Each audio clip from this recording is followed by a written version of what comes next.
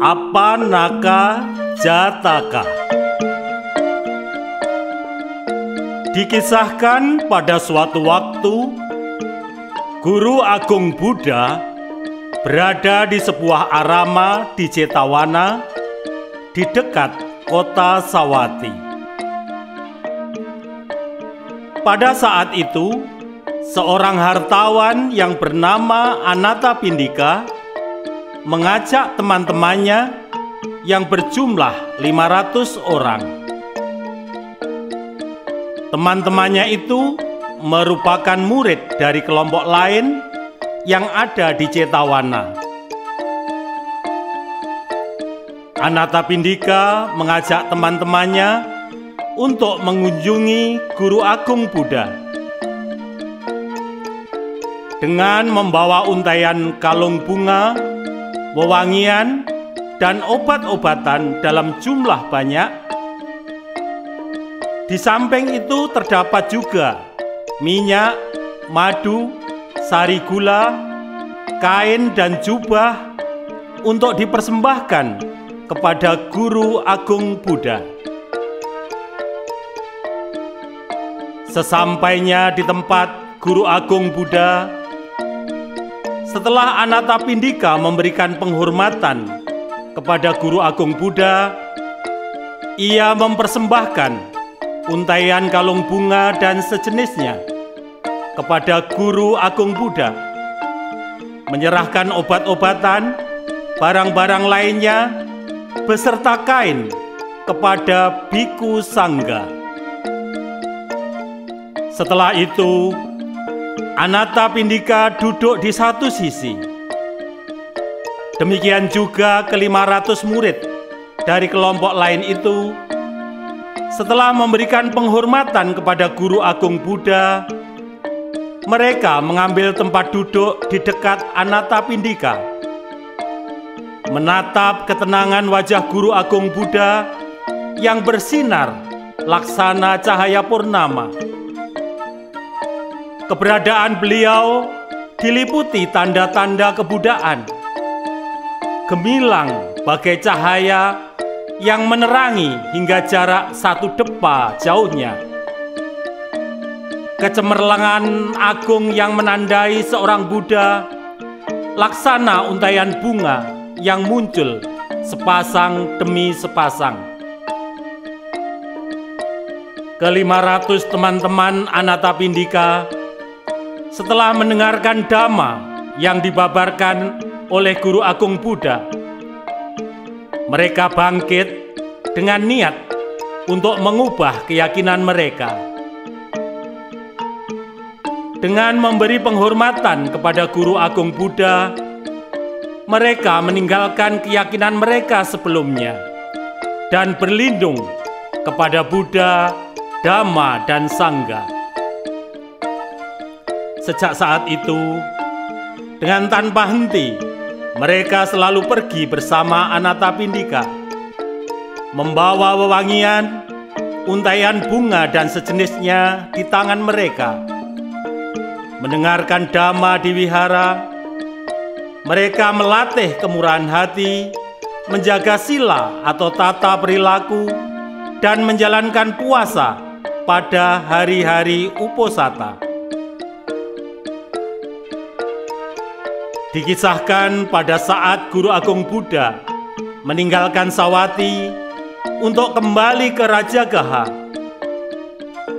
Segera setelah Guru Agung Buddha pergi, ke-500 orang teman-teman Anathapindika pun meninggalkan perlindungan terhadap Buddha dan kembali berlindung pada ajaran yang semula mereka anut. Setelah menetap di Rajagaha selama 7 hingga 8 bulan lamanya, Guru Agung Buddha kembali lagi ke Jetawana. Dan pada saat itulah, sekali lagi Anathapindika bersama teman-temannya mengunjungi Guru Agung Buddha, memberikan penghormatan, mempersembahkan wewangian dan sejenisnya, dan mengambil tempat duduk di satu sisi. Teman-temannya juga memberikan penghormatan kepada guru agung Buddha dan mengambil tempat duduk dengan cara yang sama. Melihat perilaku ke-500 orang temannya, Anathapindika kemudian memberitahukan kepada guru agung Buddha bagaimana teman-temannya meninggalkan perlindungan kepada Buddha dan kembali menganut keyakinan mereka yang lama pada saat guru agung Buddha kembali ke Rajagaha.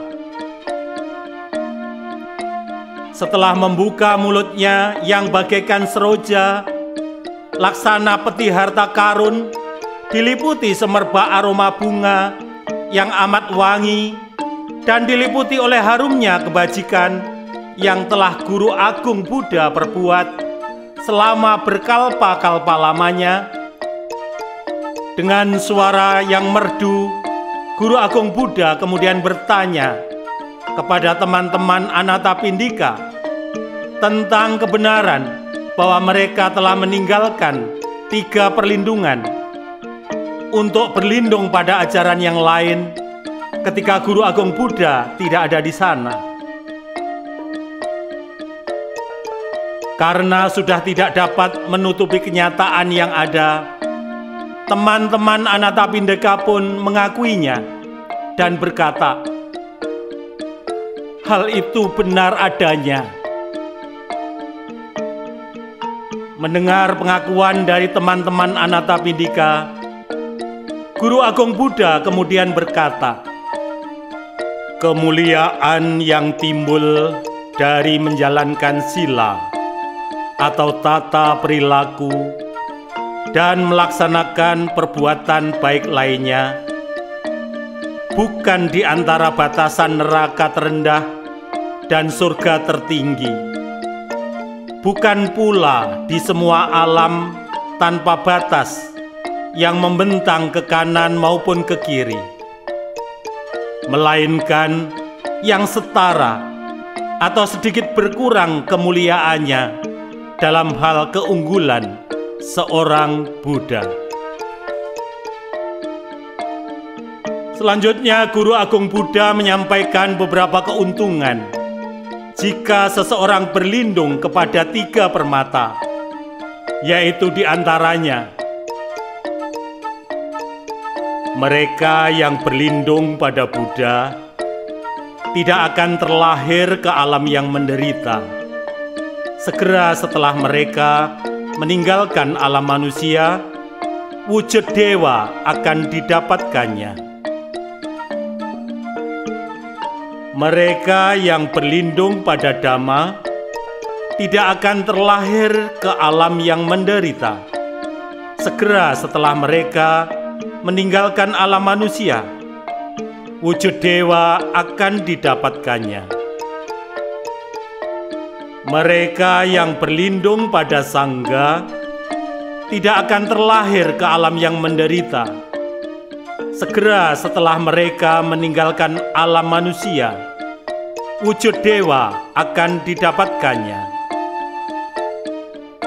Berbagai perlindungan yang dicari oleh manusia, puncak gunung, keheningan hutan, dan seterusnya, hingga ketika perlindungan demikian telah ia cari dan temukan, ia akan terbebaskan dari segala penderitaan. Guru agung Buddha selanjutnya menjelaskan tentang manfaat melaksanakan meditasi dengan objek renungan terhadap Buddha, Dhamma, ataupun Sangha, yaitu akan membawa seseorang mencapai tingkat kesucian jalan maupun tingkat kesucian buah dari Sotapanna, Sakadagami, Anagami, dan Arahat. Jika seseorang mempraktekkan dan mengembangkan meditasi dengan menggunakan objek perenungan terhadap Buddha, maka ada satu hal yang pasti: akan timbul rasa tidak suka terhadap kesenangan duniawi, berhentinya nafsu, berakhirnya proses kelahiran, akan mencapai ketenangan menuju pandangan terang, mencapai penerangan sempurna, dan mencapai tujuan akhir, yaitu Nibbana. Guru Agung Buddha kemudian menyampaikan bahwa ada sebuah kisah yang pernah terjadi di masa lampau. Dahulu kala, ada seseorang yang berkesimpulan salah, berpandangan bahwa dengan tidak berlindung merupakan perlindungan yang sesungguhnya, maka ia akan menjadi mangsa dan dibinasakan oleh yaksa buas di hutan belantara yang berpenghuni siluman. Sementara itu, mereka yang yakin terhadap kebenaran sejati tanpa keraguan mampu bertahan di hutan belantara itu. Setelah mendengar apa yang disampaikan Guru Agung Buddha, selanjutnya Anathapindika bangkit dan memberikan hormat kepada Guru Agung Buddha. Anathapindika mengutarakan pujian. Dengan kedua tangan dirangkapkan dengan penuh penghormatan hingga ke dahinya. Anathapindika berucap, "Jelas bagi kami bahwa saat ini ada siswa Guru Agung Buddha yang berjalan ke arah yang salah dengan meninggalkan perlindungan tertinggi. Namun kehancuran yang sudah terjadi bagi mereka yang berpendirian keras di hutan belantara berpenghuni siluman, dan keberhasilan dari mereka yang yakin akan kebenaran tidak diketahui oleh kami dan hanya diketahui oleh Guru Agung Buddha." Anathapindika selanjutnya memohon kepada Guru Agung Buddha agar menceritakan kisah itu kepada mereka. Guru Agung Buddha selanjutnya berkata, "Semata-mata untuk mengatasi persoalan-persoalan keduniawian dengan melaksanakan 10 kesempurnaan atau dasa parami selama berkalpa-kalpa, segala pengetahuan menjadi jelas bagi Guru Agung Buddha. Simak dan dengarkanlah secermat mungkin, seperti kalian mengisi sumsum seekor singa ke dalam tabung emas."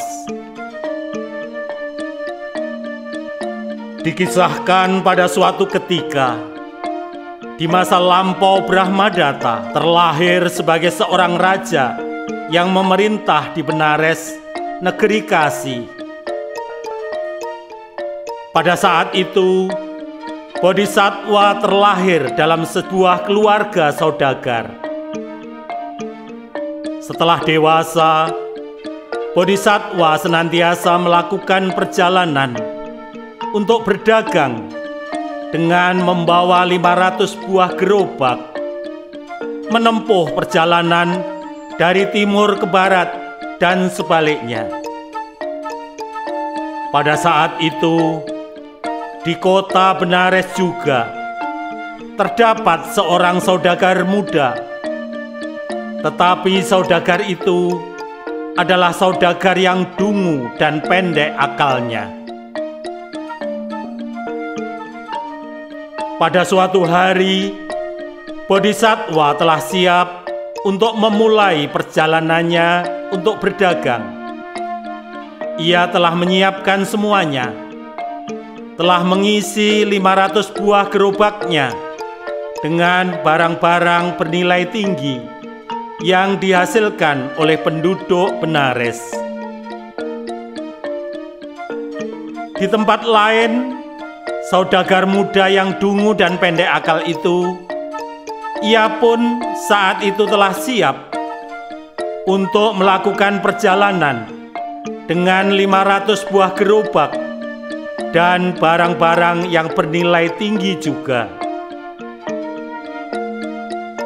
Pada saat itulah Bodhisattva berpikir, jika saudagar dungu ini berjalan bersama mereka sepanjang perjalanan, akan ada 1000 gerobak yang beriringan di jalan yang sama. Jalanan akan penuh sesak oleh iringan gerobak. Jika hal itu terjadi, maka akan sulit untuk mendapatkan makanan, kayu, air, dan keperluan lainnya untuk mencukupi kebutuhan semua orang. Juga akan mendapatkan kesulitan mencari rumput yang hijau dan segar untuk sapi-sapi mereka. Setelah berpikir demikian, Bodhisattva akhirnya mendapatkan sebuah gagasan dan solusi. Itu artinya salah seorang dari mereka harus berangkat terlebih dahulu. Bodhisattva akhirnya mendatangi dan menyampaikan pandangannya kepada saudagar dungu itu dengan berkata bahwa mereka tidak dapat berangkat bersamaan. Bodhisattva mempersilahkan kepada saudagar yang dungu itu untuk memilih berangkat terlebih dahulu atau belakangan. Saudagar dungu itu berpikir, akan ada banyak keuntungan yang bisa ia peroleh dengan berangkat terlebih dahulu. Jalanan masih bagus dan sapi-sapi akan mendapatkan rumput yang cukup. Para pelayanku akan mendapatkan rempah-rempah untuk kari, air yang masih jernih, dan yang terakhir ialah akan menentukan harga saat tukar-menukar barang dilakukan. Akhirnya saudagar yang dungu itu memilih untuk berangkat terlebih dahulu. Di sisi lain, Bodhisattva justru melihat hal sebaliknya. Beliau melihat akan banyak keuntungan dengan berangkat belakangan. Bodhisattva berkata pada dirinya sendiri, mereka yang berangkat terlebih dahulu akan meratakan jalan yang permukaan tidak rata. Setelah menjadi rata, barulah ia akan menempuh jalan yang telah mereka lewati. Sapi mereka akan memakan rumput tua yang kasar, barulah sapi-sapi milik Bodhisattva dapat menikmati rumput muda yang baru tumbuh di sepanjang jalan. Para pengikut Bodhisattva akan mendapatkan rempah-rempah segar yang baru tumbuh setelah tanaman tua dipetik oleh mereka. Jika tidak ada sumber air, mereka harus menggali sumur untuk mendapatkan air. Dan Bodhisattva dapat minum air dari sumur yang telah ada. Selain itu, tawar-menawar harga adalah pekerjaan yang sangat melelahkan. Dengan berangkat belakangan, Bodhisattva dapat menukar barang bawaannya dengan harga yang telah mereka sepakati sebelumnya. Dengan pertimbangan tersebut, Bodhisattva akhirnya memilih untuk berangkat belakangan. Setelah terjadi kesepakatan antara Bodhisattva dengan saudagar yang dungu itu, saudagar itu pun akhirnya memutuskan untuk segera berangkat. Ia segera mempersiapkan 500 gerobak sapinya dengan barang-barang bernilai tinggi yang dibawanya. Begitulah saudagar yang dungu itu memulai perjalanannya. Setelah beberapa saat menempuh perjalanan, saudagar yang dungu itu telah meninggalkan daerah tempat tinggal manusia dan mencapai daerah pinggiran hutan yang terbagi menjadi 5 jenis hutan sebagai berikut. Yang pertama adalah hutan perampok di mana di sepanjang jalan hutan itu setiap sudutnya ditunggui oleh para perampok. Yang kedua adalah hutan binatang buas. Itu artinya hutan itu dihuni oleh singa dan binatang buas lainnya. Yang ketiga adalah hutan tandus. Itu artinya di hutan itu tidak terdapat air untuk mandi maupun minum barang setetes pun. Yang keempat adalah hutan siluman. Itu artinya di hutan itu dihuni oleh siluman di sepanjang jalannya. Dan yang kelima adalah hutan kelaparan, di mana di hutan itu akar tanaman maupun makanan lainnya tidak dapat ditemukan.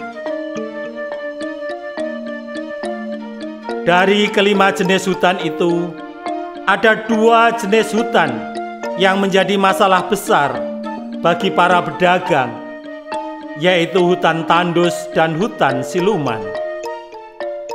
Karena itulah saudagar muda membawa banyak kendi air besar di gerobaknya. Setelah kendi-kendi itu diisi penuh dengan air, ia mulai bergerak melintasi padang tandus selebar 60 yojana yang terbentang di hadapannya. Saat ia mencapai jantung hutan, yaksa yang menghuni hutan itu berkata kepada dirinya sendiri, "Ia akan membuat orang-orang saudagar muda membuang persediaan air mereka dan akan melahap mereka semua setelah mereka jatuh pingsan." Maka dengan menggunakan kekuatan sihirnya, yaksa menciptakan sebuah kereta megah yang ditarik oleh sapi jantan muda berwarna putih bersih. Yaksa itu bergerak menuju tempat saudagar Dungu berada. Bersama rombongan para yaksa yang terdiri dari sekitar 10 hingga 12 yaksa lainnya yang menyandang busur dan tempat anak panah serta membawa pedang dan perisai. Yaksa itu bertingkah seakan-akan ia adalah seorang raja yang sangat berkuasa di kereta itu. Dengan untaian seroja biru, teratai putih yang melingkari kepalanya, pakaian dan rambut yang basah, serta roda kereta yang berlepotan lumpur. Para pengawalnya yang berada di barisan depan dan belakang juga berada dalam keadaan pakaian dan rambut yang basah, dengan untaian seroja biru dan teratai putih di kepala mereka, membawa rangkaian teratai putih di tangan mereka sambil mengunyah batang bunga segar yang masih berteteskan air dan lumpur. Pemimpin kereta ini mempunyai kebiasaan sebagai berikut. Ketika angin bertiup ke arah mereka, mereka mengendarai kereta di depan dengan para pengawal mengelilingi mereka agar terhindar dari debu. Saat angin bertiup searah mereka, mereka berpindah ke bagian belakang jalur. Saat itu, angin berhembus berlawanan arah dengan mereka, dan saudagar Dungu itu mengendarai di depan. Yaksa yang telah mengetahui kedatangan saudagar muda tersebut mendekatkan keretanya ke samping gerobak saudagar itu dan menyapanya dengan ramah sambil bertanya kemana saudagar itu akan pergi. Saudagar Dungu membiarkan rombongan gerobak yang lain melewatinya terlebih dahulu, sementara dia menghentikan gerobaknya dan menjawab bahwa ia baru saja meninggalkan Benares karena saudagar muda melihat ada seroja dan teratai di kepala dan tangan yaksa.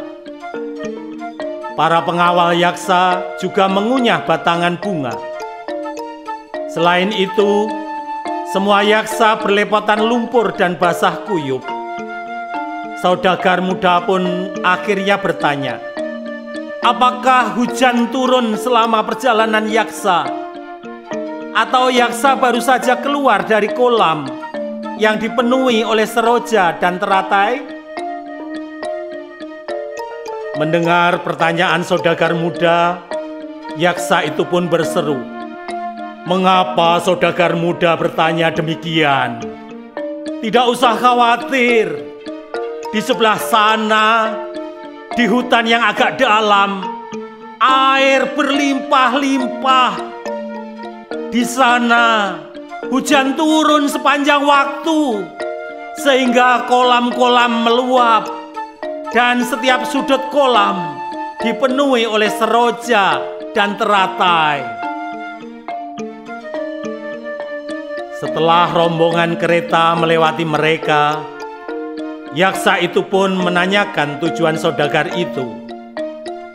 Saudagar itu pun menjawab, jika ia akan ke tempat seperti yang yaksa telah lewati. Yaksa pun bertanya kembali, apa saja barang bawaan saudagar muda di gerobak-gerobak itu? Saudagar muda pun menjawab bahwa ia adalah pedagang. Ia membawa barang-barang yang bernilai tinggi yang telah dibuat oleh orang-orang Benares. Yaksa itu kembali bertanya, apa yang saudagar muat di gerobak terakhir ini? Karena kelihatannya gerobak itu membawa muatan yang berat sekali. Saudagar muda pun menjawab bahwa gerobak itu berisi air.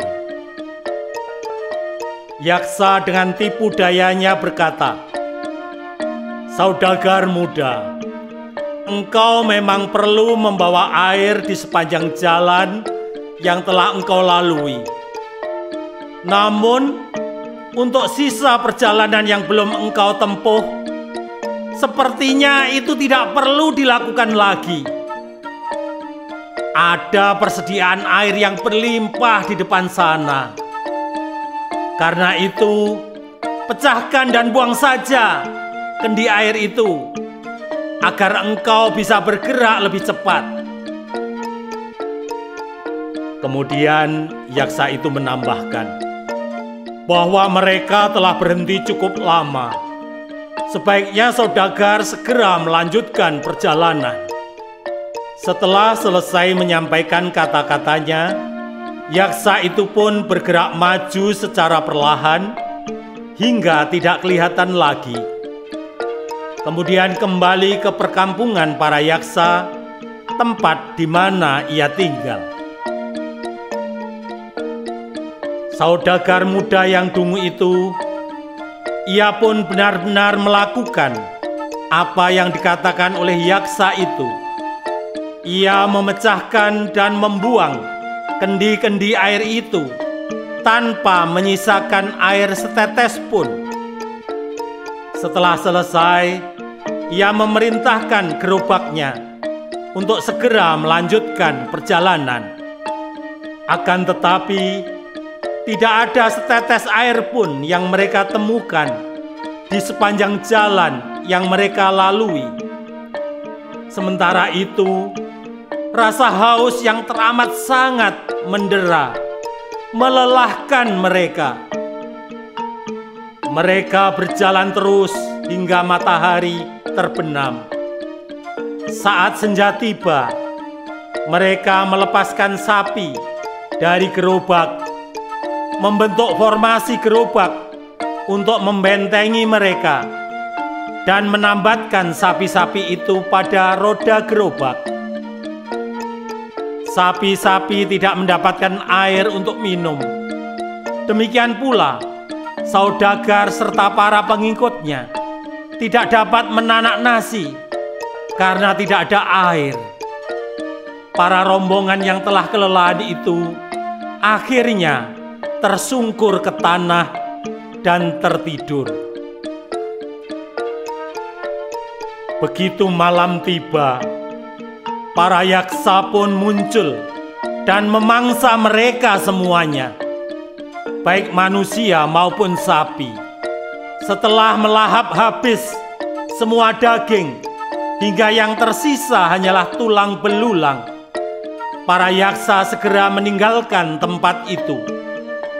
Demikian, kedunguan saudagar muda itu menjadi satu-satunya penyebab binasanya rombongan tersebut. Sedangkan ke-500 gerobaknya tak tersentuh di sana.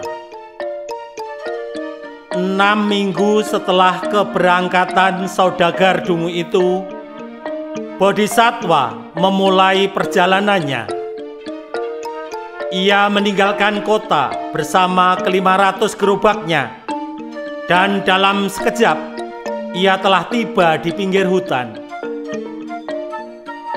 Sebelum memasuki hutan, ia mengisi kendi-kendi airnya hingga penuh. Kemudian dengan bunyi genderang, ia mengumpulkan semua pengikutnya di perkemahan itu. Ia berkata kepada mereka semuanya, "Jangan sampai ada penggunaan air setetes pun tanpa persetujuannya." Bodhisattva pun mengingatkan bahwa di hutan itu ada beragam tanaman beracun.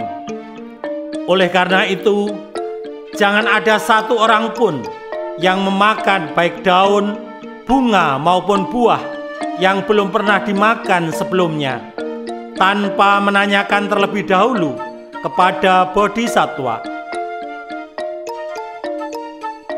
Setelah menyampaikan hal tersebut, Bodhisattva masuk ke dalam hutan bersama ke-500 buah gerobaknya.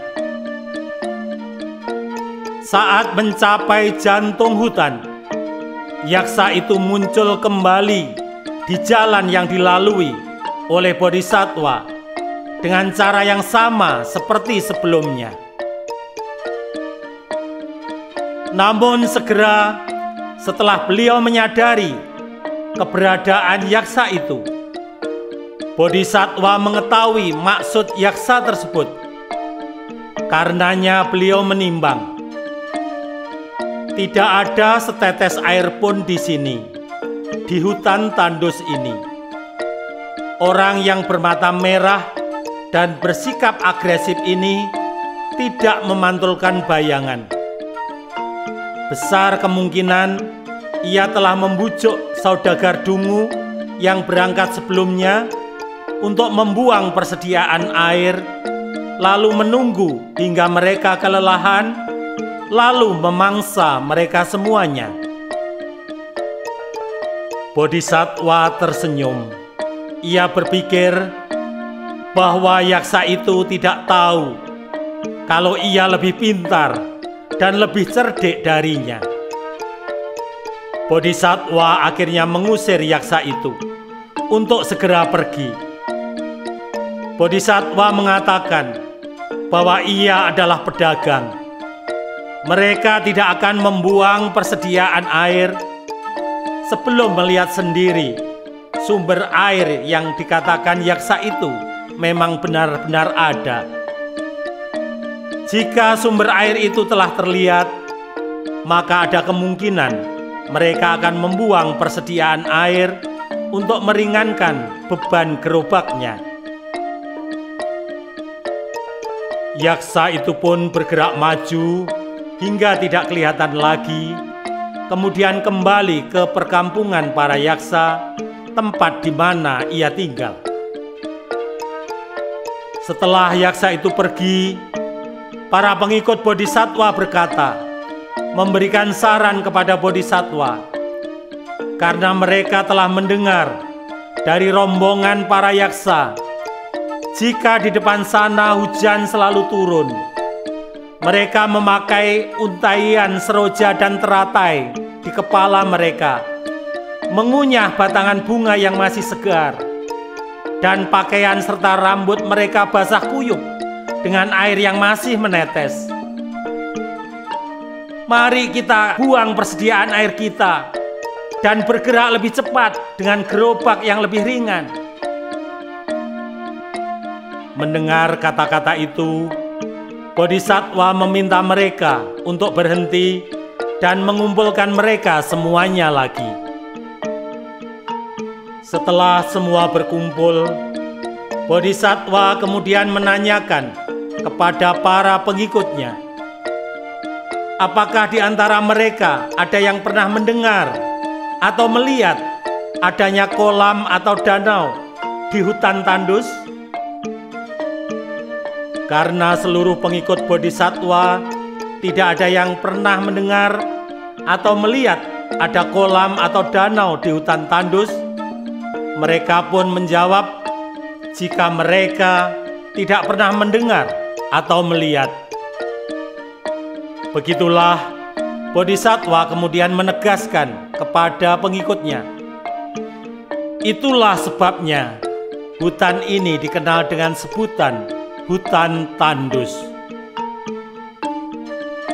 Bodhisattva kemudian kembali bertanya, kita baru saja diberitahukan oleh orang-orang bahwa hujan baru saja turun di depan sana, di jalur besar hutan. Seberapa jauhkah angin dapat membawa hujan? Mendengar pertanyaan Bodhisattva, para pengikutnya menjawab bahwa angin dapat membawa hujan sejauh sekitar 1 yojana atau sekitar 15 km. Bodhisattva melanjutkan pertanyaannya, adakah di antara kalian yang terkena hujan? Para pengikutnya menjawab, tidak ada yang terkena hujan. Bodhisattva kemudian bertanya kembali, seberapa jauhkah puncak awan topan dapat terlihat? Para pengikutnya menjawab sekitar 1 yojana atau sekitar 15 km. Bodhisattva melanjutkan pertanyaannya, adakah di antara kalian yang melihat adanya puncak awan topan dari sini? Para pengikutnya menjawab, tidak ada yang melihat adanya awan. Bodhisattva bertanya kembali, seberapa jauhkah kilatan halilintar dapat terlihat? Para pengikutnya menjawab, sekitar 4-5 yojana. Bodhisattva melanjutkan pertanyaannya, apakah ada orang yang melihat kilatan halilintar walaupun hanya seberkas dari sini? Para pengikutnya menjawab, di antara mereka tidak ada yang melihat kilatan halilintar. Bodhisattva bertanya kembali, seberapa jauhkah gemuruh petir dapat terdengar? Para pengikutnya menjawab, antara 2 atau 3 yojana. Bodhisattva melanjutkan pertanyaannya, adakah di antara kalian yang mendengar gemuruh petir dari sini? Para pengikutnya menjawab, di antara mereka tidak ada yang mendengar gemuruh dan petir. Setelah menanyakan beberapa pertanyaan, Bodhisattva kemudian memberikan penegasan kepada para pengikutnya bahwa yang memberitahu mereka tadi bukanlah manusia, melainkan adalah yaksa. Mereka akan kembali lagi dengan harapan untuk memangsa mereka saat mereka lemah dan pingsan setelah persediaan air mereka buang sesuai dengan bujukan yaksa. Karena saudagar muda yang telah berangkat terlebih dahulu bukanlah orang yang pintar, besar kemungkinan ia telah ditipu untuk membuang persediaan air mereka dan telah dimangsa saat keletihan melanda mereka. Ada kemungkinan kita bisa menemukan 500 buah gerobak milik saudagar itu di tempat mereka ditinggalkan pada hari ini juga. Untuk itu, mari kita teruskan perjalanan ini secepat mungkin, tanpa kehilangan setetes air pun.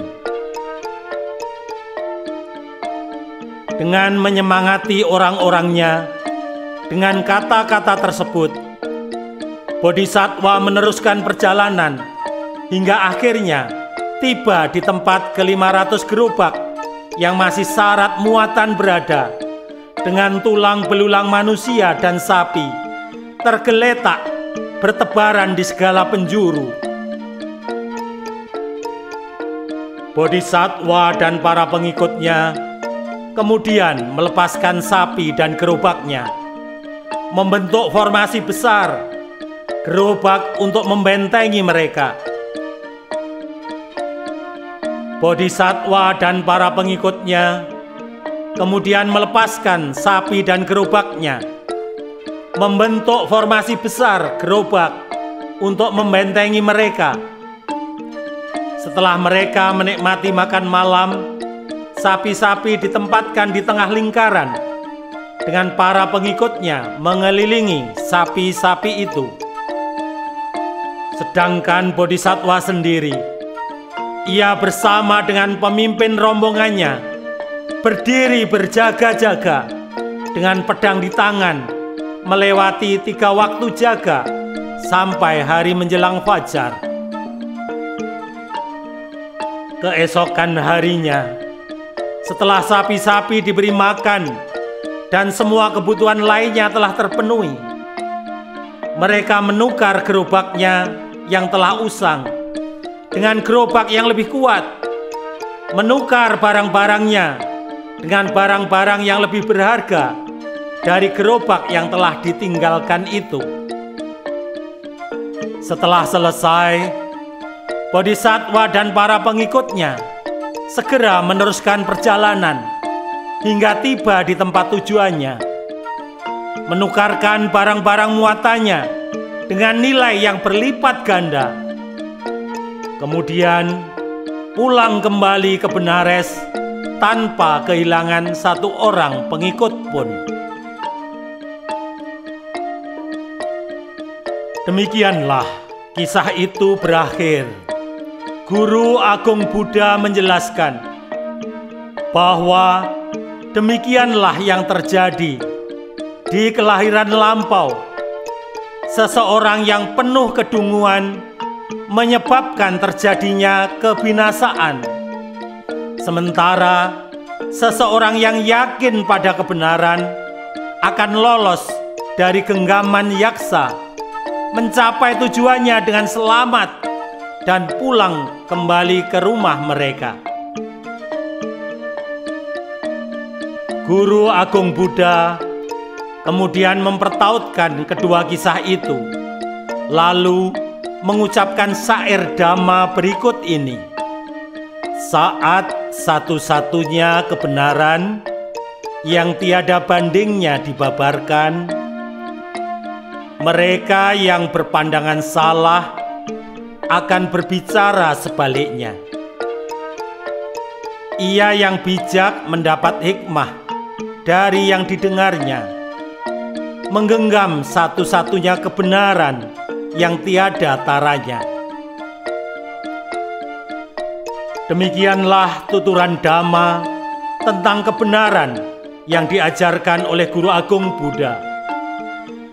Beliau berkata lebih lanjut, yang disebut hidup sesuai dhamma tidak hanya diberkahi 3 alam kebahagiaan, 6 alam kamaloka, dan alam Brahma yang lebih tinggi, namun mencapai tingkat kesucian arahat. Sedangkan hidup tidak sesuai dhamma menyebabkan kelahiran kembali di 4 alam neraka, atau lahir menjadi manusia dengan kasta yang paling rendah.